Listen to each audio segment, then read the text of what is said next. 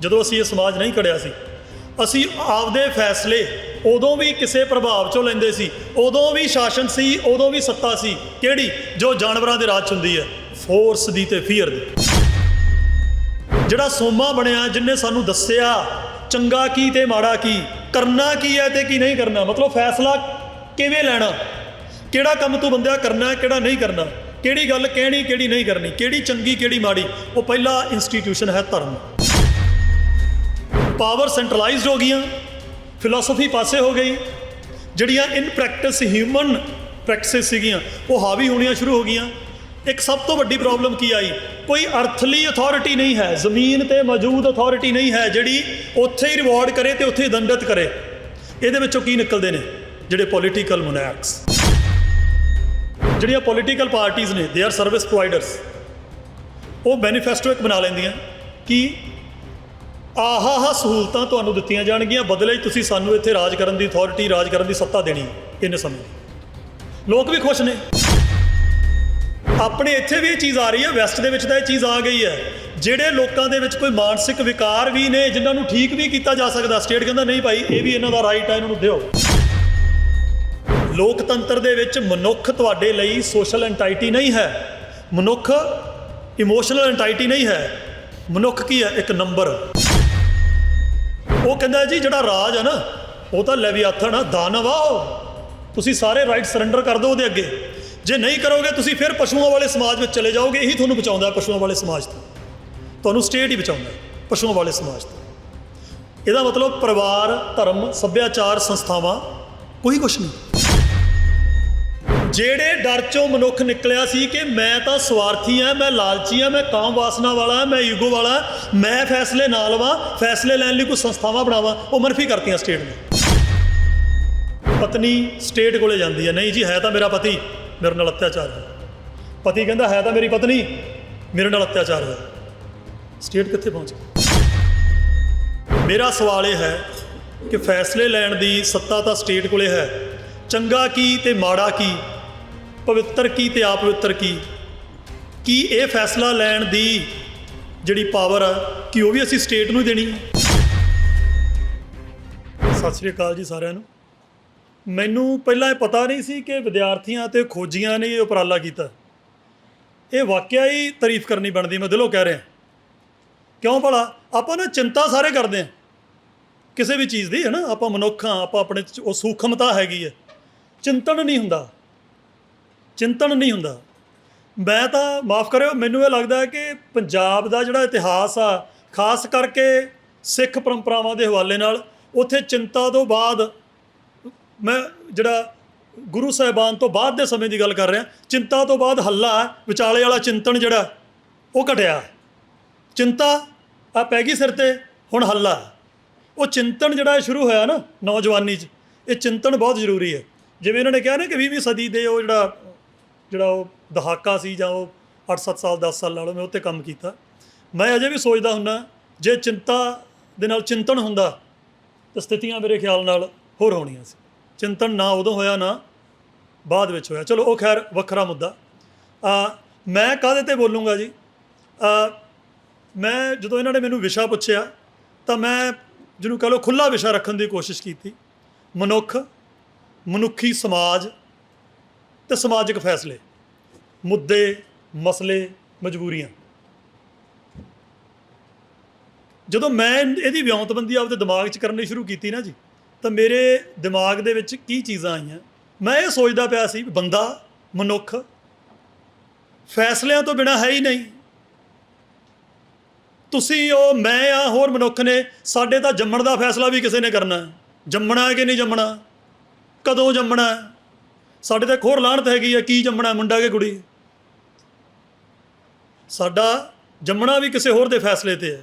ਜੰਮ ਪਏ, ਕੀ ਖਾਣਾ, ਕੀ ਪੀਣਾ, ਇਹਦਾ ਫੈਸਲਾ ਅਸੀਂ ਥੋੜ੍ਹਾ ਕਰਨਾ। ਕੱਪੜੇ ਪਾਉਣੇ ਕਿ ਨਹੀਂ ਪਾਉਣੇ, ਨਾਗੇ ਸਾਧ ਵੀ ਨੇ।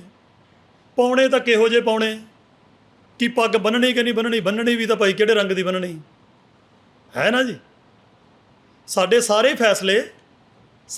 ਫੈਸਲੇ ਕੁਛ ਇੱਕ ਫੈਸਲਿਆਂ ਨੂੰ, ਮੈਨੂੰ ਲੱਗਦਾ ਸਾਹ ਲੈਣਾ ਅਤੇ ਅੰਦਰ ਅਸੀਂ ਕੀ ਸੋਚ ਰਹੇ, ਇਹਨਾਂ ਨੂੰ ਛੱਡ ਕੇ ਬਾਕੀ ਸਾਰੇ ਹੀ ਪ੍ਰਭਾਵਿਤ ਨੇ।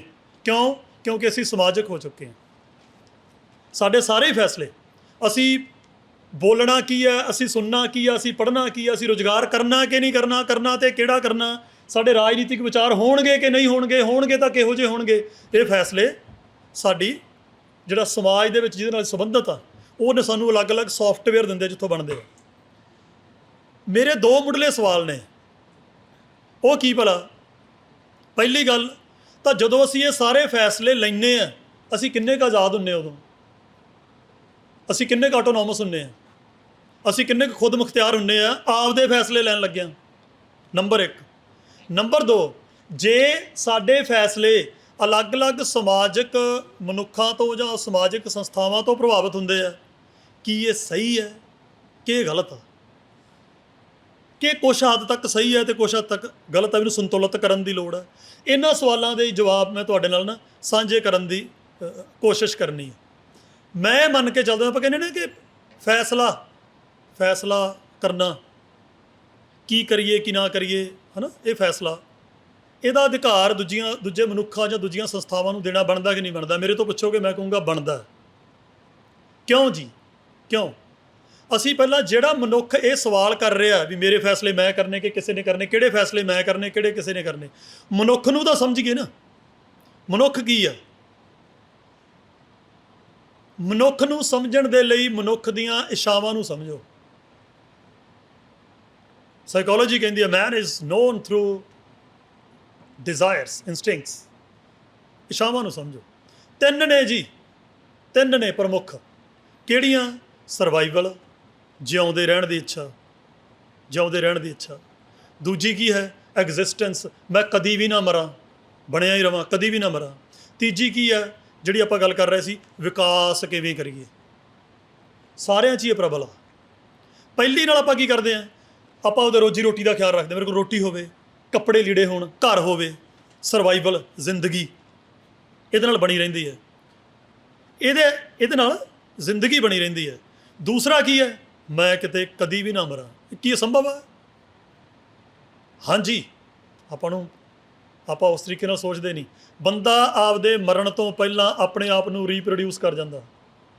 ਜਿਹੜਾ ਆਪਣੇ ਆਪ ਨੂੰ ਮਲਟੀਪਲੀਕੇਸ਼ਨ ਦੇ ਵਿੱਚ ਰੀਪਰੋਡਿਊਸ ਕਰਕੇ ਜਾਂਦਾ ਨਾ, ਉਹਦੇ ਮਰਨ ਦਾ ਬੜਾ ਦੁੱਖ ਨਹੀਂ ਹੁੰਦਾ। ਕਿਉਂ ਭਲਾ? ਅਸਲ 'ਚੋਂ ਮਰਿਆ ਹੀ ਨਹੀਂ ਹੁੰਦਾ। ਇੱਕ ਵਿੱਚੋਂ ਜਨਰੇਸ਼ਨ ਹੀ ਨਿਕਲੀ ਹੁੰਦੀ, ਅੱਗੇ ਉਹ ਜੰਮਿਆ ਪਿਆ ਹੁੰਦਾ, ਉਹਦੀ ਜਨਰੇਸ਼ਨ ਨੇ ਗਾਂਹ ਜੰਮੇ ਪਿਆ। ਜਿਹੜਾ ਪੋਤਰਿਆਂ ਪੜਪੋਤਰਿਆਂ ਵਾਲਾ ਹੋ ਕੇ ਮਰੇ, ਉਹ ਸੋਨੇ ਦੀ ਪੀੜ੍ਹੀ ਚੜਾਉਣ ਦਾ ਜਾਂ ਵੱਡਾ ਕਰਨ ਦਾ ਕਨਸੈਪਟ ਵੀ ਹੈਗਾ। ਖੁਸ਼ੀ ਮਨਾਓ ਯਾਰ, ਇਹ ਮਰਿਆ ਤਾਂ ਹੈ ਹੀ ਨਹੀਂ, ਇਹਦੇ ਅੱਗੇ ਤਾਂ ਪੀੜ੍ਹੀਆਂ ਤੁਰੀਆਂ ਫਿਰਦੀਆਂ ਨੇ। ਜਿਹੜਾ ਨੌਜਵਾਨੀ 'ਚ ਮਰ ਜੇ, ਬਿਨਾਂ ਆਪਣੇ ਆਪ ਨੂੰ ਰੀਪਰੋਡਿਊਸ ਕੀਤੇ ਤੋਂ ਮਰ ਜੇ, ਉਹਦਾ ਦੁੱਖ ਹੈ। ਤੀਜੀ ਚੀਜ਼ ਕੀ ਹੈ? ਜੇ ਮੈਂ ਜਿਉਂਦੇ ਵੀ ਰਹਿਣਾ ਅਤੇ ਜੇ ਮੈਨੂੰ ਆਪਣੇ ਆਪ ਨੂੰ ਲਗਾਤਾਰ ਜਿਉਂਦੇ ਰੱਖਣ ਲਈ ਪਾਰਟਨਰ ਵੀ ਚਾਹੀਦਾ, ਤਾਂ ਮੇਰਾ ਵਿਕਸਿਤ ਹੋਣਾ ਜ਼ਰੂਰੀ ਹੈ। ਸਰੀਰਕ ਤੌਰ 'ਤੇ, ਪਦਾਰਥ ਦੇ ਤੌਰ 'ਤੇ, ਸਮਾਜਿਕ ਰੁਤਬੇ ਦੇ ਤੌਰ 'ਤੇ, ਰਾਜਨੀਤਿਕ ਸੱਤਾ ਦੇ ਤੌਰ 'ਤੇ। ਇਹ ਤਿੰਨ ਚੀਜ਼ਾਂ ਸਾਡੇ ਅੰਦਰ ਨਾ ਤਿੰਨ ਵਿਕਾਰ ਲੈ ਕੇ ਆਉਂਦੀਆਂ। ਹਰੇਕ ਦੇ ਅੰਦਰ ਹੁੰਦਾ, ਅਨੁਪਾਤ ਵੱਖਰਾ ਵੱਖਰਾ ਹੋ ਸਕਦਾ। ਜਿਹਦੇ ਅੰਦਰ ਨਹੀਂ ਹੋਏਗਾ, ਜਾਂ ਉਹ ਦੇਵਤਾ ਜਾਂ ਉਹ ਮੂਰਖ। ਮੈਂ ਹੋ ਸਕਦਾ ਮੈਂ ਗਲਤ ਕਹਿ ਰਿਹਾ, ਮੈਂ ਬਦਤਮੀਜ਼ੀ ਕਰ ਰਿਹਾ ਹਾਂ, ਮੈਂ ਮਾਫੀ ਮੰਗਦਾ। ਜਿਹੜਾ ਕਹਿੰਦਾ ਮੇਰੇ ਅੰਦਰ ਵਿਕਾਰ ਹੈ ਨਹੀਂ, ਜਾਂ ਤਾਂ ਮੈਂ ਪੈਰ ਫੜ ਲੂੰਗਾ ਜਾਂ ਮੈਂ ਕਹੂੰਗਾ ਤੂੰ ਡਾਕਟਰ ਫੜ ਲਾ। ਉਹ ਕੀ ਨੇ? ਉਹ ਕੀ ਨੇ? ਸਰਵਾਈਵਲ ਜਿਹੜਾ ਸਾਨੂੰ ਮਟੀਰੀਅਲ ਦੀ ਭੁੱਖ ਦਿੰਦਾ, ਉਹਦੇ ਅੰਦਰ ਸਾਡੇ ਅੰਦਰ ਬਣਦੀ ਹੈ ਗਰੀਡ, ਲਾਲਚ। ਜਿਹੜਾ ਆਪਣੇ ਆਪ ਨੂੰ ਰੀਪਰੋਡਿਊਸ ਕਰਨ ਦੀ ਤਾਂਘ ਹੈ ਨਾ, ਸਾਡੇ ਅੰਦਰ ਬਣਦੀ ਹੈ ਸੈਕਚੁਅਲ ਲਸਟ, ਕਾਮ ਦੀ ਵਾਸਨਾ। ਤੀਜੀ ਚੀਜ਼, ਜਿੰਨਾ ਅਸੀਂ ਵਿਕਸਿਤ ਹੋਵਾਂਗੇ ਨਾ, ਸਾਡੇ ਅੰਦਰ ਹੰਕਾਰ ਉਨਾ ਜ਼ਿਆਦਾ ਹੁੰਦਾ। ਮੈਂ ਸੰਸਿਕ ਮਸਕੀਨ ਜੀ ਨੂੰ, ਚਲੋ ਮੈਂ ਪਾਪੀ ਬੰਦਾ, ਦੁਨੀਆਦਾਰ ਬੰਦਾ, ਲਗਾਤਾਰ ਮੈਂ ਸਿਆਣੀ ਚੀਜ਼ ਸੁਣਦਾ ਨਹੀਂ, ਕਿਤੇ ਸੁਣਨ ਦਾ ਮੌਕਾ ਮਿਲੇ ਤਾਂ ਮੈਂ ਸੁਣਦਾ ਹੁੰਦਾ। ਉਹਦੇ ਵਿੱਚ ਇੱਕ ਕਥਾ 'ਚੋਂ ਕਹਿ ਰਹੇ ਸੀ, ਕਹਿੰਦੇ ਸਭ ਤੋਂ ਵੱਧ ਹੰਕਾਰ ਵਿਦਵਾਨਾਂ ਨੂੰ ਹੁੰਦਾ, ਕਿਉਂਕਿ ਹੰਕਾਰ ਹੁੰਦਾ ਹੀ ਪੋਜ਼ੀਟਿਵਿਟੀ ਦਾ। ਚੋਰ ਨੂੰ ਹੰਕਾਰ ਨਹੀਂ ਹੋਏਗਾ ਮੈਂ ਚੋਰ ਹਾਂ, ਅਮੀਰ ਨੂੰ ਹੰਕਾਰ ਹੋਏਗਾ ਮੈਂ ਅਮੀਰ ਹਾਂ, ਤਾਕਤਵਰ ਨੂੰ ਹੰਕਾਰ ਹੋਏਗਾ ਮੈਂ ਤਾਕਤਵਰ ਹਾਂ। ਮੇਰੇ ਵਰਗਾ 5-4 ਮਹੀਨੇ ਜਿੰਮ ਲਾ ਕੇ ਆਵੇ ਨਾ, ਵੈਸੇ ਹੀ ਬਾਹਾਂ ਚੌੜੀਆਂ ਕਰਕੇ ਤੁਰਦਾ, ਪਤਾ ਲੱਗੇ ਕਿ ਬੰਦਾ ਕੋਈ ਭਾਰਪੁਰ ਚੁੱਕ ਕੇ ਆਇਆ। ਇਹ ਹੰਕਾਰ ਆ। ਤੁਸੀਂ ਲੀੜੇ ਨਵੇਂ ਪਾਏ ਹੋਣ, ਹੈ ਨਾ, ਅਤੇ ਜੇ ਕੋਈ ਸਲਾਹ ਦੇਵੇ, ਬੰਦਾ ਕਹਿੰਦਾ ਆ ਜਾ ਇਕੱਠੇ ਚਾਹ ਪੀਂਦੇ, ਅਤੇ ਜੇ ਕੋਈ ਕਹੇ ਤੈਨੂੰ ਫੱਬੇ ਨਹੀਂ, ਤੇਰੀ ਸ਼ਰਟ ਨੀਵੀਂ ਆ, ਬਾਹਰ ਕੱਢੇ, ਤੈਨੂੰ ਕੀ ਪਤਾ ਫੈਸ਼ਨ ਕੀ ਹੁੰਦਾ।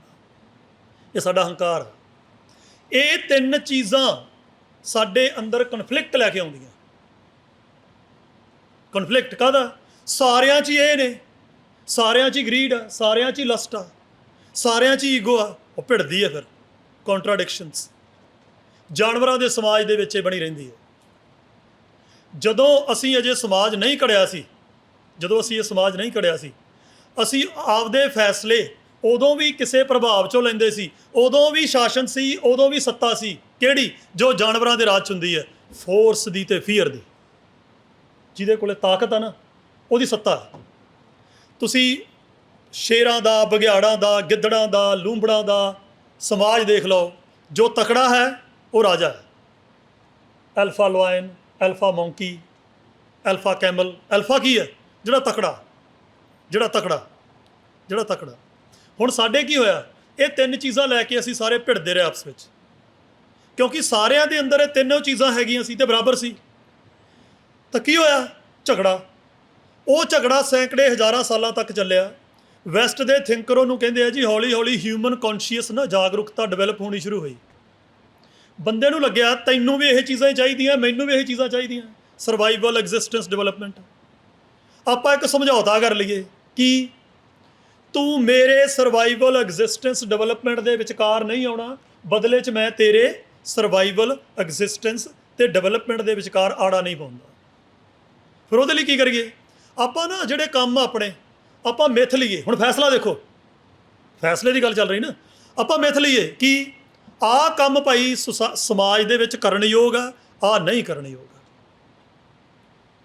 Acceptable and prohibited. ਉਹਦੇ ਲਈ ਮੈਥਡੋਲੋਜੀ ਕੀ?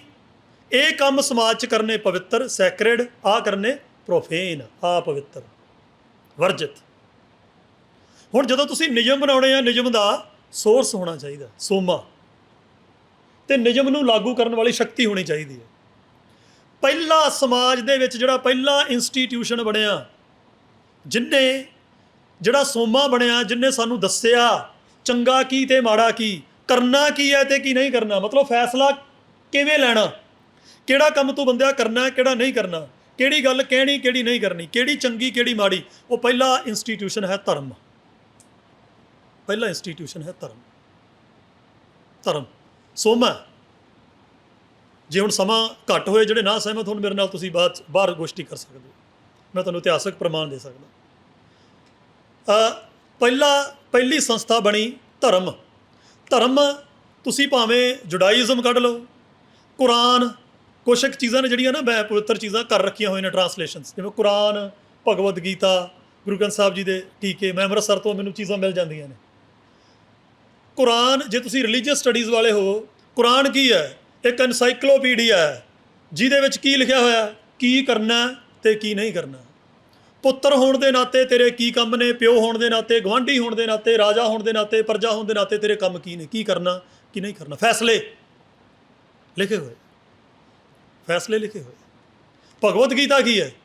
ਤੁਹਾਨੂੰ ਦੱਸਦੀ ਹੈ ਸਮਾਜ 'ਚ ਕੀ ਕਰਨਾ ਕੀ ਨਹੀਂ ਕਰਨਾ, ਕੀ ਕਰਨਾ ਕੀ ਨਹੀਂ ਕਰਨਾ। ਗੁਰੂ ਗ੍ਰੰਥ ਸਾਹਿਬ, ਗੁਰੂ ਗ੍ਰੰਥ ਸਾਹਿਬ, ਮੈਂ ਜਿਹੜੀ ਹਿਊਮਨ ਨੇਚਰ ਦੀ ਥਿਓਰੀ ਦੇ ਰਿਹਾ, ਉਹ ਕਿੱਥੋਂ ਦੇ ਰਿਹਾ? ਮੈਂ ਪਹਿਲੀ ਪਾਤਸ਼ਾਹੀ ਬਾਬਾ ਗੁਰੂ ਨਾਨਕ ਜੀ ਦੇ ਹਵਾਲੇ ਨਾਲ ਦੇ ਰਿਹਾ। ਕੀ ਭਲਾ ਜੀ? ਉਹ ਕੂੜ ਦੀ ਗੱਲ ਕਰ ਰਿਹਾ ਹੈ ਨਾ, ਕੂੜ ਰਾਜਾ, ਕੂੜ ਪ੍ਰਜਾ, ਕੂੜ ਸਭ ਸੰਸਾਰ, ਕੂੜ ਆ। ਕੱਲੀ ਅੰਦਰ ਨਾਨਕਾ, ਜਿਨ੍ਹਾਂ ਦਾ ਅਵਤਾਰ, ਧੀ ਜਨੇਰੀ, ਪੁੱਤ ਜਨੇਰਾ, ਜਿਨ੍ਹਾਂ ਦਾ ਸੰਸਾਰ, ਸਭ ਜਿੰਨ ਭੂਤ ਨੇ। ਅਗਲੀ ਚੀਜ਼, ਉਹ ਹੱਲ ਕੀ ਦੱਸ ਰਿਹਾ? ਮੈਂ ਤੁਹਾਨੂੰ ਧਰਮ 'ਤੇ ਆ ਰਿਹਾ ਸੀ, ਡਿਸੀਸ਼ਨ ਮੇਕਿੰਗ ਦਾ ਹੱਲ ਕੀ ਦੱਸ ਰਿਹਾ? ਕੂੜ ਆ, ਸਾਰੇ ਕਿਤੇ ਕੂੜ ਆ। ਹੁਣ ਉਹ ਰਿਸਰਚ ਕੁਐਸਚਨ ਰੇਜ਼ ਕਰ ਰਿਹਾ ਬਾਬਾ ਕਹਿੰਦਾ ਕਿਵ ਸਚਿਆਰਾ ਹੋਈ ਹੈ, ਕਿਵ ਕੂੜੇ ਟੁੱਟੇ ਪਾਲ। ਕੂੜ ਤਾਂ ਹੈਗਾ, ਇਹ ਕੂੜ ਦੀ ਕੰਧ ਕਿਵੇਂ ਟੁੱਟੇਗੀ? ਅਗਲਾ ਹੀ ਅੱਗੇ ਰਿਸਰਚ ਕੁਐਸਚਨ ਤੋਂ ਬਾਅਦ ਉਹਨਾਂ ਨੇ ਆਪ ਦਾ ਥੀਸਿਸ ਦਿੱਤਾ ਹੋਇਆ, ਕੀ ਜੀ? ਹੁਕਮ ਰਜ਼ਾ ਹੀ ਚੱਲਣਾ, ਨਾਨਕ ਲਿਖਿਆ ਨਾਲ। ਹੁਕਮ 'ਚ ਰਹੋ, ਰਜ਼ਾ 'ਚ ਰਹੋ, ਭਾਣੇ 'ਚ ਰਹੋ। ਇਹਨੂੰ ਤੁਸੀਂ ਭਾਵੇਂ ਵੈਸਟ ਦੇ ਵਿਦਵਾਨਾਂ ਵਾਲਾ ਕੰਟਰੈਕਟ ਕਹਿ ਲਓ, ਇਹਨੂੰ ਭਾਵੇਂ ਤੁਸੀਂ ਇਲਹਾਮ ਕਹਿ ਲਓ, ਇਹਨੂੰ ਭਾਵੇਂ ਧਰਮ ਨੇ ਤੁਹਾਨੂੰ ਦਿੱਤੀ ਹੋਈ ਮਰਿਆਦਾ ਕਹਿ ਲਓ, ਉਹਦੇ ਵਿੱਚ ਰਹਿਣਾ ਹੈ। ਧਰਮ ਪਹਿਲਾ ਸੋਮਾ ਬਣਿਆ ਦੱਸਣ ਲਈ ਫੈਸਲੇ ਕਿਵੇਂ ਲਏ ਜਾਣ, ਮਨੁੱਖ ਫੈਸਲੇ ਕਿਵੇਂ ਲਏ। ਸ਼ਕਤੀ ਚਾਹੀਦੀ ਸੀ ਜਿਹੜੀ ਮਨਵਾਉਣ ਵਾਲੀ। ਸ਼ਕਤੀ ਕਿਹੜੀ ਲਈ ਗਈ? Super natural. ਇੱਕ ਸੁਪਰ ਨੈਚੁਰਲ ਸ਼ਕਤੀ ਹੈ ਪਰਮਾਤਮਾ। ਤੁਸੀਂ ਨਹੀਂ ਵੇਖ ਸਕਦੇ, ਉਹ ਤੁਹਾਨੂੰ ਹਮੇਸ਼ਾ ਵੇਖ ਰਹੀ ਹੈ। ਉਹ ਤੁਹਾਡਾ ਮਾੜੇ ਚੰਗੇ ਦਾ ਹਿਸਾਬ ਰੱਖ ਰਹੀ ਹੈ, ਫੈਸਲਾ ਕਰੇਗੀ। ਜੇ ਤੁਸੀਂ ਹੁਕਮ ਦੇ ਮੁਤਾਬਕ, ਕੰਟਰੈਕਟ ਦੇ ਮੁਤਾਬਕ, ਮਰਿਆਦਾ ਦੇ ਮੁਤਾਬਕ ਚੱਲੋਗੇ, ਤੁਹਾਨੂੰ ਰਿਵਾਰਡ ਮਿਲੇਗਾ, ਸਵਰਗ ਮਿਲੇਗਾ, ਹੈਵਨ ਮਿਲੇਗਾ। ਜੇ ਨਹੀਂ ਚੱਲੋਗੇ, ਨਰਕ ਮਿਲੇਗਾ, ਸਜ਼ਾ ਮਿਲੇਗੀ। ਕਿਆਮਤ ਦੇ ਦਿਨ ਸਾਰੇ ਉਠਾ ਲਏ ਜਾਣਗੇ ਤੇ ਇਨਸਾਫ ਹੋਏਗਾ, ਫੈਸਲਾ ਹੋਏਗਾ। ਪਹਿਲੇ ਜਿਹੜੇ ਰਾਜ ਬਣੇ ਨੇ ਸ਼ੁਰੂ ਵਿੱਚ, ਜਿਹੜੇ ਪਹਿਲੇ ਵਿਵਸਥਿਤ ਰਾਜ ਬਣੇ ਨੇ ਉਹ ਥਿਓਲੋਜੀਕਲ ਨੇ, ਉਹ ਥਿਓਕ੍ਰੇਸੀਜ਼ ਨੇ, ਧਰਮ ਦਾ ਰਾਜ। ਸਾਡੇ ਇੱਥੇ ਭਾਰਤ 'ਚ ਲੈ ਲਓ, ਮੈਂ ਕਿਸੇ ਦੀਆਂ ਧਾਰਮਿਕ ਭਾਵਨਾਵਾਂ ਦੇ ਜੇ ਖਿਲਾਫ ਬੋਲ ਰਿਹਾ ਮੈਂ ਪਹਿਲਾਂ ਮਾਫੀ ਮੰਗ ਲੈਣਾ, ਕਿਉਂਕਿ ਧਰਮ ਬੜਾ ਨਾਜ਼ੁਕ, ਬੜਾ ਨਿੱਜੀ, ਬੜਾ ਸੈਂਸਿਟਿਵ ਮੁੱਦਾ। ਮੇਰੀ ਕੋਈ ਇੰਟੈਂਸ਼ਨ ਨਹੀਂ ਹੈ, ਸਾਰੇ ਧਰਮਾਂ ਦਾ ਸਤਿਕਾਰ। ਪਰ ਭਾਰਤ ਦੇ ਵਿੱਚ ਉਹ ਰਾਜੇ ਹੋਏ ਜਿਹੜੇ ਕਹਿੰਦੇ ਮੈਂ ਰਾਜਾ ਵੀ ਹਾਂ, ਮੈਂ ਰੱਬ ਵੀ ਹਾਂ। ਇਹ ਚੀਜ਼ ਸਾਬਤ ਕਰਦੀ ਹੈ ਕਿ ਪਹਿਲਾ ਰਾਜ ਧਰਮ ਵਾਲਿਆਂ ਦਾ ਆਇਆ, ਪਹਿਲਾ ਰਾਜ ਧਰਮ ਵਾਲਿਆਂ ਦਾ ਆਇਆ। ਰਾਜਾ ਕਹਿ ਰਿਹਾ ਮੈਂ ਰਾਜਾ ਵੀ ਹਾਂ, ਮੈਂ ਰੱਬ ਵੀ ਹਾਂ, ਤੇ ਲੋਕਾਂ ਨੇ ਉਹਨਾਂ ਨੂੰ ਕੀ ਕਿਹਾ? ਮਰਿਆਦਾ ਪੁਰਸ਼ੋਤਮ। ਮਤਲਬ ਕ੍ਰੀਏਟਰ ਆਫ ਮਰਿਆਦਾ ਵੀ ਉਹੀ, ਮਰਿਆਦਾ ਉਹ ਦੱਸਣਗੇ ਕੀ ਹੈ। ਪ੍ਰੋਟੈਕਟਰ ਆਫ ਮਰਿਆਦਾ ਵੀ, ਰਾਜਾ ਹੋਣ ਦੇ ਨਾਤੇ ਰਾਜ ਮਰਿਆਦਾ ਨੂੰ ਪ੍ਰੋਟੈਕਟ ਵੀ ਉਹੀ ਕਰਨਗੇ, ਤੇ ਅੱਗੇ ਪਾਲਣਹਾਰ ਵੀ, ਆਪਦੇ ਉੱਪਰ ਲਾਉਣ ਵਾਲੇ ਵੀ। ਹੁਣ ਕੀ ਹੋਇਆ ਜੀ? ਧਰਮ ਦੀ ਇਸ ਸੱਤਾ ਦੇ ਵਿੱਚ ਕੀ ਬੁਰਾਈਆਂ ਆਈਆਂ? ਤਿੰਨੇ ਚੀਜ਼ਾਂ ਤਾਂ ਮਨੁੱਖਾਂ ਨਾ ਸੀ, ਤਿੰਨੇ ਚੀਜ਼ਾਂ ਉਹ ਚੱਲਦੀਆਂ ਰਹੀਆਂ। ਕਿਹੜੀਆਂ ਭਲਾ? ਉਹੀ ਗਰੀਡ, ਉਹੀ ਲਸਟ, ਉਹੀ ਈਗੋ। ਲੋਕੀ ਫੈਸਲਿਆਂ ਤੋਂ ਬਾਹਰ ਹੁੰਦੇ ਗਏ। ਜਿਹੜੀ ਰਿਲੀਜੀਅਸ ਫਿਲਾਸਫੀ ਸੀ ਉਹ ਬਾਹਰ ਹੁੰਦੀ ਗਈ, ਉਹ ਬਾਹਰ ਹੁੰਦੀ ਗਈ। ਆਉਂਦਾ ਕੀ ਗਿਆ? ਜਿਹੜੀ ਸੱਤਾ ਸੀ, ਜਿਹੜੀ ਪਾਵਰ ਸੀ, ਉਹ ਸੈਂਟਰਲਾਈਜ਼ਡ ਹੁੰਦੀ ਗਈ। ਕੁਛ ਇੱਕ ਬੰਦਿਆਂ 'ਚ, ਇੱਕ ਗੌਡ 'ਚ, ਇੱਕ ਰਾਜੇ ਵਿੱਚ। ਮੈਨੂੰ ਕਹਿੰਦਾ ਮੈਂ ਰਾਜੇ ਦਾ ਇੱਕੋ ਇੱਕ ਪੁੱਤ ਸੀ, ਉਹਦੇ ਖੱਬੇ ਪਾਸੇ ਬੈਠਾ ਸੀ। ਧਰਤੀ 'ਤੇ ਭਾਰ ਪਾਪ ਬਹੁਤ ਵੱਧ ਗਿਆ। ਲੋਕ ਮੇਰੇ ਕੋਲ ਆਏ, ਲੋਕ ਰੱਬ ਜੀ ਕੋਲੇ ਆਏ, ਪ੍ਰਮਾਤਮਾ ਕੋਲੇ ਆਏ। ਉਹਨਾਂ ਨੇ ਆ ਕੇ ਬੇਨਤੀ ਕੀਤੀ ਕਿ ਸਾਡਾ ਛੁਟਕਾਰਾ ਕਰਾਓ, ਅਸੀਂ ਬਹੁਤ ਤੜਫ ਵਿੱਚ ਹਾਂ, ਅਸੀਂ ਬਹੁਤ ਦੁੱਖ ਵਿੱਚ ਹਾਂ। ਤੇ ਰੱਬ ਨੇ ਕਿਹਾ ਪੁੱਤ ਹੁਣ ਤੈਨੂੰ ਜਾਣਾ ਪੈਣਾ। ਤੇ ਮੈਂ ਆ ਗਿਆ, ਮੈਂ ਆ ਗਿਆ। ਇਹ ਕੀ ਹੈ? Divine theory, divine theory. ਸਾਰੀਆਂ ਪਾਵਰਸ ਮੈਨੂੰ ਦੇ ਕੇ ਭੇਜਿਆ ਰੱਬ ਨੇ। ਪਾਵਰ ਸੈਂਟਰਲਾਈਜ਼ਡ ਹੋ ਗਈਆਂ, ਫਿਲਾਸਫੀ ਪਾਸੇ ਹੋ ਗਈ। ਜਿਹੜੀਆਂ ਇਨ ਪ੍ਰੈਕਟਿਸ ਹਿਊਮਨ ਪ੍ਰੈਕਟਿਸਿਸ ਸੀਗੀਆਂ ਉਹ ਹਾਵੀ ਹੋਣੀਆਂ ਸ਼ੁਰੂ ਹੋ ਗਈਆਂ। ਇੱਕ ਸਭ ਤੋਂ ਵੱਡੀ ਪ੍ਰੋਬਲਮ ਕੀ ਆਈ?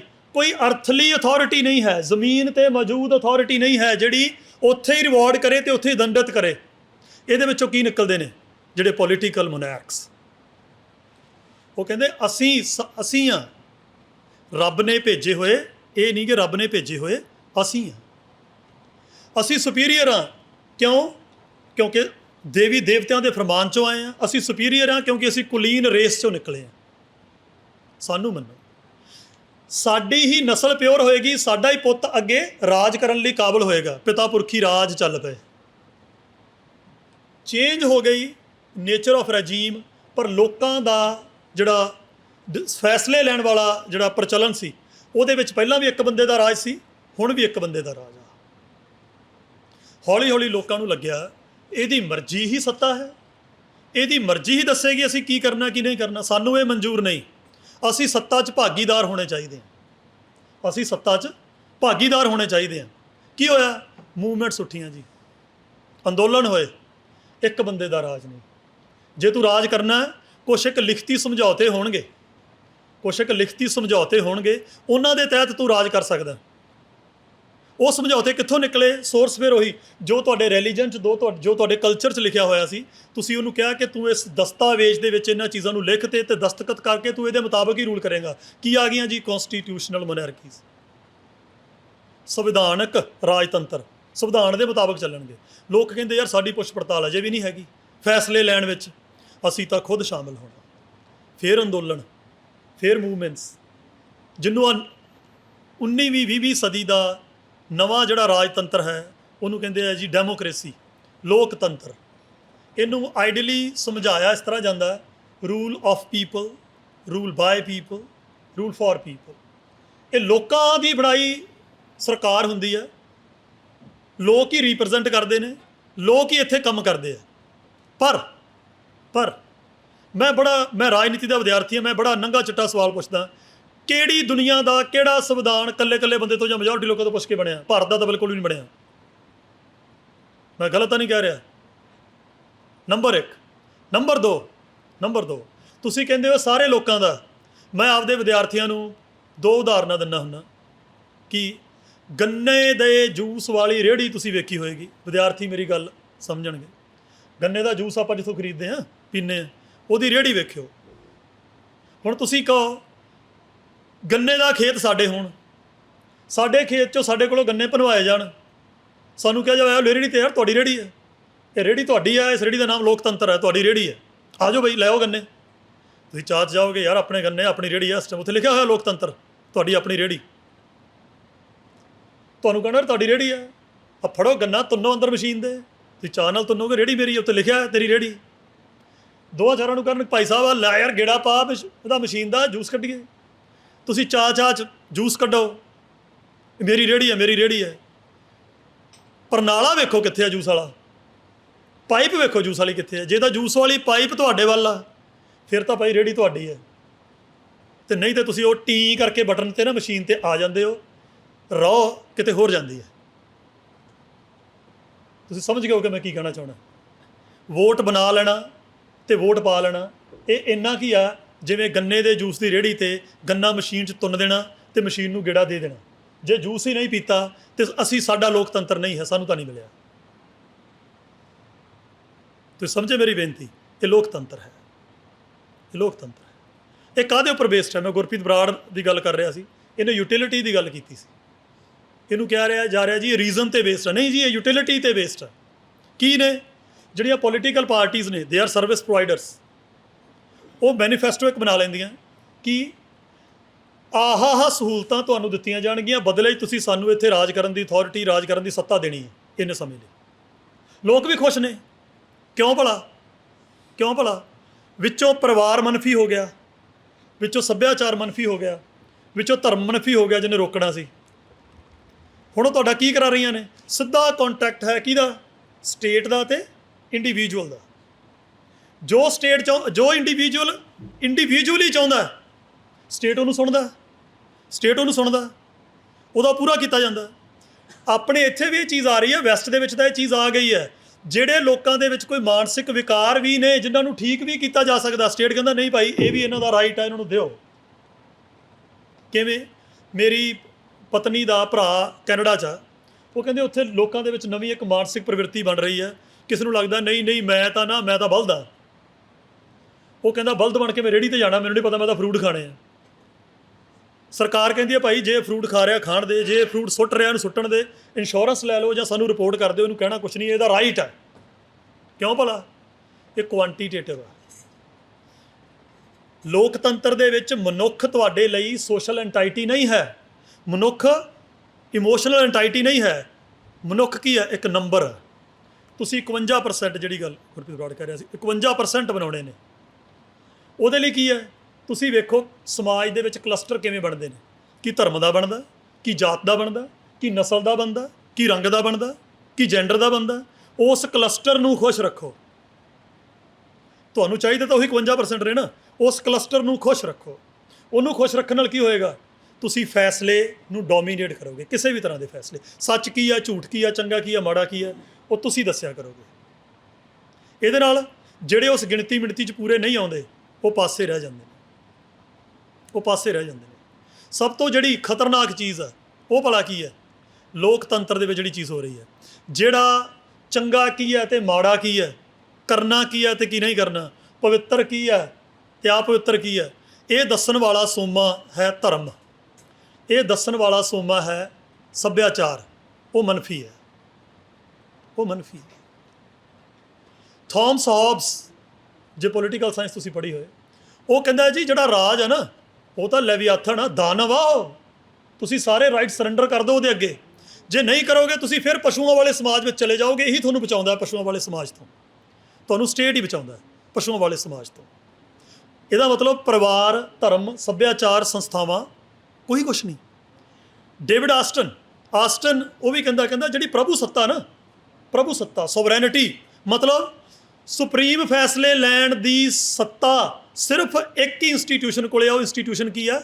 ਉਹ ਇੰਸਟੀਟਿਊਸ਼ਨ ਹੈ ਸਟੇਟ, ਉਹ ਇੰਸਟੀਟਿਊਸ਼ਨ ਹੈ ਸਟੇਟ। ਮੇਰਾ ਸਵਾਲ ਇਹ ਹੈ ਕਿ ਫੈਸਲੇ ਲੈਣ ਦੀ ਸੱਤਾ ਤਾਂ ਸਟੇਟ ਕੋਲੇ ਹੈ, ਚੰਗਾ ਕੀ ਅਤੇ ਮਾੜਾ ਕੀ, ਪਵਿੱਤਰ ਕੀ ਅਤੇ ਅਪਵਿੱਤਰ ਕੀ ਇਹ ਫੈਸਲਾ ਲੈਣ ਦੀ ਜਿਹੜੀ ਪਾਵਰ ਹੈ, ਕੀ ਉਹ ਵੀ ਅਸੀਂ ਸਟੇਟ ਨੂੰ ਹੀ ਦੇਣੀ ਹੈ? ਨਹੀਂ, ਸਟੇਟ ਉਹਦਾ ਸੋਮਾ ਨਹੀਂ ਹੈ, ਸਟੇਟ ਉਹਦਾ ਏਜੰਟ ਹੈ, ਸਟੇਟ ਸਰਵਿਸ ਪ੍ਰੋਵਾਈਡਰ ਹੈ। ਜਿਹੜੇ ਸੋਮੇ, ਜਿਹੜੇ ਸਰੋਤ ਤੁਹਾਨੂੰ ਜਾਨਵਰਾਂ ਤੋਂ ਕੱਢ ਕੇ ਮਨੁੱਖੀ ਸਮਾਜ ਵਿੱਚ ਲੈ ਕੇ ਆਏ ਨੇ, ਉਹਨਾਂ ਦੀ ਸੱਤਾ ਜਿਹੜੀ ਹੈ ਉਹ ਸੱਤਾ ਦੀ ਸੁਣਵਾਈ ਵੀ ਸਮਾਜ ਦੇ ਵਿੱਚ ਤੇ ਰਾਜ ਦੇ ਵਿੱਚ ਹੋਣੀ ਚਾਹੀਦੀ ਹੈ। ਮਤਲਬ ਪਰਿਵਾਰ ਆਪਣੇ ਇੱਥੇ ਨਿਊਕਲੀਅਸ ਤਾਂ ਹੋ ਹੀ ਗਏ ਨੇ, ਤਕਰੀਬਨ ਟੁੱਟਣ ਵਾਲੇ ਹੀ ਨੇ। ਬੁੱਢੇ ਬੁੱਢੀਆਂ ਇੱਥੇ ਨੇ, ਬੱਚੇ ਕੈਨੇਡਾ 'ਚ ਨੇ, ਪਰਿਵਾਰ ਦੀ ਸੰਸਥਾ ਸਾਡੇ ਟੁੱਟ ਰਹੀ ਹੈ, ਵੈਸਟ ਦੇ ਵਿੱਚ ਵੀ ਟੁੱਟ ਰਹੀ ਹੈ। ਧਰਮ ਦੀ ਸੰਸਥਾ ਵੈਸਟ ਦੇ ਵਿੱਚ ਤਕਰੀਬਨ ਟੁੱਟ ਚੁੱਕੀ ਹੈ। ਬਹੁਤ ਸਾਰੇ ਚਰਚ ਉਹ ਨੇ ਜਿਨ੍ਹਾਂ ਦੇ ਵਿੱਚ ਆਪਣੇ ਭਾਈਚਾਰੇ ਨੇ ਗੁਰਦੁਆਰੇ ਬਣਾ ਲਏ ਨੇ, ਚਰਚਾਂ ਜਾਂਦਾ ਹੀ ਕੋਈ ਨਹੀਂ। ਧਰਮ ਦੀ ਸੰਸਥਾ ਖਤਮ ਹੋ ਰਹੀ ਹੈ। ਸੱਭਿਆਚਾਰ, ਜਦੋਂ ਦੀ ਰੈਨੇਸੈਂਸ ਦਾ ਪੀਰੀਅਡ, ਰੈਫਰਮੇਸ਼ਨ ਦਾ ਰੈਨੇਸੈਂਸ ਦਾ ਪੀਰੀਅਡ, ਸੱਭਿਆਚਾਰ ਨਾਮ ਦੀ ਕੋਈ ਚੀਜ਼ ਜਦੋਂ ਦੀ ਲਿਬਰਲਿਜ਼ਮ ਜਾਂ ਡੈਮੋਕ੍ਰੇਸੀ ਆਈ ਹੈ ਹੀ ਨਹੀਂ। ਕਿਉਂ? ਜਿਹੜੇ ਡਰ 'ਚੋਂ ਮਨੁੱਖ ਨਿਕਲਿਆ ਸੀ ਕਿ ਮੈਂ ਤਾਂ ਸਵਾਰਥੀ ਹਾਂ, ਮੈਂ ਲਾਲਚੀ ਹਾਂ, ਮੈਂ ਕਾਮ ਵਾਸਨਾ ਵਾਲਾ ਹਾਂ, ਮੈਂ ਈਗੋ ਵਾਲਾ, ਮੈਂ ਫੈਸਲੇ ਨਾ ਲਵਾਂ, ਫੈਸਲੇ ਲੈਣ ਲਈ ਕੋਈ ਸੰਸਥਾਵਾਂ ਬਣਾਵਾਂ, ਉਹ ਮਨਫੀ ਕਰਤੀਆਂ ਸਟੇਟ ਨੇ ਮਨਫੀ ਕਰਤੀਆਂ। ਤੂੰ ਸਿੱਧਾ ਮੇਰੇ ਕੋਲੇ ਆ, ਮੇਰੇ ਨਾਲ ਸਿੱਧਾ ਰਿਲੇਸ਼ਨ ਬਣਾ, ਮੈਂ ਤੈਨੂੰ ਪਰਿਵਾਰ ਤੋਂ ਬਚਾਊਂਗਾ। ਪਰਿਵਾਰ ਸਾਡੀ ਪਹਿਲਾਂ ਬਹੁਤ ਸਾਲ ਪਹਿਲਾਂ, ਮੈਂ ਹਿਊਮਨ ਰਾਈਟਸ ਦਾ ਸਟੂਡੈਂਟ ਹਾਂ, ਪਰਿਵਾਰ ਨਾ ਪ੍ਰਾਈਵੇਸੀ 'ਚ ਆਉਂਦਾ ਸੀ, ਰਾਈਟ, ਜਿਹੜੀ ਸਾਡੀ ਪ੍ਰਾਈਵੇਟ ਲਾਈਫ ਆ, ਹੁਣ ਨਹੀਂ ਆਉਂਦਾ। ਪਰਿਵਾਰ ਪਹਿਲਾਂ ਸਾਡੇ ਰਿਸ਼ਤਿਆਂ 'ਚ ਪਹੁੰਚਿਆ। ਭਰਾ ਕਹਿੰਦਾ ਭਰਾ ਮੇਰੀ ਜ਼ਮੀਨ ਨਹੀਂ ਦਿੰਦਾ, ਪੁੱਤ ਕਹਿੰਦਾ ਪਿਓ ਮੈਨੂੰ ਜ਼ਮੀਨ ਨਹੀਂ ਦਿੰਦਾ, ਪਿਓ ਕਹਿੰਦਾ ਮੈਂ ਪੁੱਤ ਨੂੰ ਜ਼ਮੀਨ ਨਹੀਂ ਦੇਣੀ। ਫਿਰ ਸਾਡੀ ਰਸੋਈ 'ਚ ਆ ਗਿਆ, ਤੁਸੀਂ ਮਾਸ ਬਣਾਇਆ, ਜੇ ਬਣਾਇਆ ਤਾਂ ਕਾਹਦਾ ਬਣਾਇਆ, ਅਸੀਂ ਚੈੱਕ ਕਰਾਂਗੇ, ਚੈੱਕ ਸਾਨੂੰ ਕਰਨਾ ਆਉਂਦਾ ਨਹੀਂ, ਤੁਹਾਡਾ ਕਤਲ ਕਰਾਂਗੇ। ਹੋਇਆ ਯੂਪੀ 'ਚ। ਸਟੇਟ ਫੈਸਲੇ ਕਰਨ ਦੀ ਸੱਤਾ ਨੂੰ ਇਸਤੇਮਾਲ ਕਰਦਾ ਸਾਡੇ ਬੈਡਰੂਮ 'ਚ ਆ ਗਿਆ। ਦੋਵੇਂ ਜੀ ਆਪਾਂ ਸਾਰੇ ਇੱਥੇ ਮੈਚਿਓਰਡ ਬੈਠੇ ਹਾਂ, ਤੁਸੀਂ ਮੇਰੀਆਂ ਭੈਣਾਂ, ਮੇਰੀਆਂ ਧੀਆਂ ਵਰਗੀਆਂ ਬੈਠੀਆਂ। ਦੋਵੇਂ ਜੀਆਂ ਦੀ ਇੱਕ ਗ੍ਰਸਤ ਜ਼ਿੰਦਗੀ ਹੈ। ਪਤਨੀ ਸਟੇਟ ਕੋਲੇ ਜਾਂਦੀ ਹੈ, ਨਹੀਂ ਜੀ ਹੈ ਤਾਂ ਮੇਰਾ ਪਤੀ, ਮੇਰੇ ਨਾਲ ਅਤਿਆਚਾਰ ਹੋਇਆ। ਪਤੀ ਕਹਿੰਦਾ ਹੈ ਤਾਂ ਮੇਰੀ ਪਤਨੀ, ਮੇਰੇ ਨਾਲ ਅਤਿਆਚਾਰ ਹੋਇਆ। ਸਟੇਟ ਕਿੱਥੇ ਪਹੁੰਚ ਗਿਆ? ਮੈਂ ਕਹਿੰਦਾ ਪਰਿਵਾਰ ਦੀ ਸੱਤਾ, ਸੱਭਿਆਚਾਰ ਦੀ ਸੱਤਾ, ਭਾਈਚਾਰੇ ਦੀ ਸੱਤਾ, ਧਰਮ ਦੀ ਸੱਤਾ, ਇਹ ਸਾਰੀਆਂ ਸੱਤਾ ਜਿਹੜੀਆਂ ਨੇ, ਇਹਨਾਂ ਦੀ ਪ੍ਰਪੋਰਸ਼ਨੇਟ ਪਾਵਰ, ਇਹਨਾਂ ਦੇ ਕੋਲੇ ਪ੍ਰਪੋਰਸ਼ਨੇਟ ਅਥਾਰਟੀ ਜਿਹੜੀ ਹੈ ਉਹ ਬਣੀ ਰਹਿਣੀ ਚਾਹੀਦੀ ਹੈ। ਜੇ ਅਸੀਂ ਨਿਰੋਲ ਰੂਪ ਦੇ ਵਿੱਚ ਕਿਸੇ ਇੱਕ ਇੰਸਟੀਟਿਊਸ਼ਨ ਨੂੰ ਸੱਤਾ ਦੇ ਦਿੰਦੇ ਹਾਂ ਕਿ ਸਾਰੇ ਫੈਸਲੇ ਹੁਣ ਤੂੰ ਕਰੇਂਗਾ, ਉਹਦੇ ਨਾਲ ਮਸਲਾ ਕੀ ਆਉਂਦਾ? Centralisation of authority. ਅਸੀਂ ਜਿੱਥੇ ਅੱਜ ਤੋਂ ਹਜ਼ਾਰਾਂ ਸਾਲ ਪਹਿਲਾਂ ਖੜੇ ਸੀ, ਅਸੀਂ ਉੱਥੇ ਹੀ ਖੜੇ ਹੋਏ। ਤੁਸੀਂ ਕਹੋਗੇ ਨਹੀਂ ਜੀ ਲੋਕਤੰਤਰ ਆ, ਮੈਂ ਕਹੂੰਗਾ ਤੁਸੀਂ ਦੁਨੀਆ ਦਾ ਕੋਈ ਵੀ ਮੁਲਕ ਲੈ ਲਓ, ਉੱਥੇ ਵੀ ਇੱਕੋ ਇੱਕ ਲੀਡਰ ਸਭ ਤੋਂ ਵੱਡਾ ਹੁੰਦਾ, ਭਾਵੇਂ ਅਮਰੀਕਾ ਲੈ ਲਓ, ਭਾਵੇਂ ਇੰਗਲੈਂਡ ਲੈ ਲਓ, ਭਾਵੇਂ ਭਾਰਤ ਲੈ ਲਓ। ਕੀ ਰਾਜਤੰਤਰ ਨਾਲੋਂ ਕਿੰਨਾ ਕੁ ਵੱਖਾਂ ਸੀ? ਅਸੀਂ ਕੁਲੀਨ ਤੰਤਰ ਨਾਲੋਂ ਕਿੰਨਾ ਕੁ ਵੱਖ ਹਾਂ। ਸਾਡੀ ਰਾਜਨੀਤੀ ਦਾ ਕੇਂਦਰੀਕਰਨ, ਜਿਵੇਂ ਪ੍ਰੋਫੈਸਰ ਅਰਵਿੰਦ ਜੀ ਕਹਿ ਕੇ ਗਏ, ਸਾਡੀ ਇਕੋਨਮੀ ਦਾ ਕੇਂਦਰੀਕਰਨ ਹੋ ਰਿਹਾ। ਉਹਦੇ ਨਾਲ ਹੁਣ ਕੀ ਹੋ ਰਿਹਾ? ਚੰਗਾ ਕੀ, ਮਾੜਾ ਕੀ, ਪਵਿੱਤਰ ਕੀ, ਆਪਵਿੱਤਰ ਕੀ, ਕਰਨਯੋਗ ਕੀ, ਨਾ ਕਰਨਯੋਗ ਕੀ, ਇਹਦਾ ਫੈਸਲਾ ਲੈਣ ਦਾ ਕੰਮ ਵੀ ਉਹਦਾ ਕੇਂਦਰੀਕਰਨ ਹੋ ਰਿਹਾ। ਇਹ ਬੜਾ ਖਤਰਨਾਕ ਆ। ਅਸੀਂ ਅੱਗੇ ਨੂੰ ਨਹੀਂ ਜਾ ਰਹੇ। ਅਸੀਂ ਅਸਲ 'ਚ ਕਿਵੇਂ ਜਾ ਰਹੇ ਹਾਂ? ਅਸੀਂ ਅਸਲ 'ਚ ਜੇ ਇਸ ਤਰ੍ਹਾਂ ਹੀ ਕਰਾਂਗੇ, ਅਸੀਂ ਪਿੱਛੇ ਨੂੰ ਜਾਵਾਂਗੇ। ਅਸੀਂ ਉਹ ਇੰਸਟਿੰਕਟਸ ਨੂੰ ਹਾਵੀ ਕਰਾਂਗੇ, ਜਦੋਂ ਇੱਕ ਇੰਸਟੀਟਿਊਸ਼ਨ ਨੂੰ ਇੰਨਾ ਹਾਵੀ ਕਰਾਂਗੇ। ਇਹਨਾਂ ਸ਼ਬਦਾਂ ਦੇ ਨਾਲ ਮੈਂ ਤੁਹਾਡਾ ਸਾਰਿਆਂ ਤੋਂ ਅੱਗੇ ਚਾਹੁੰਦਾ ਜੀ। ਮਿਹਰਬਾਨੀ, ਸ਼ੁਕਰੀਆ।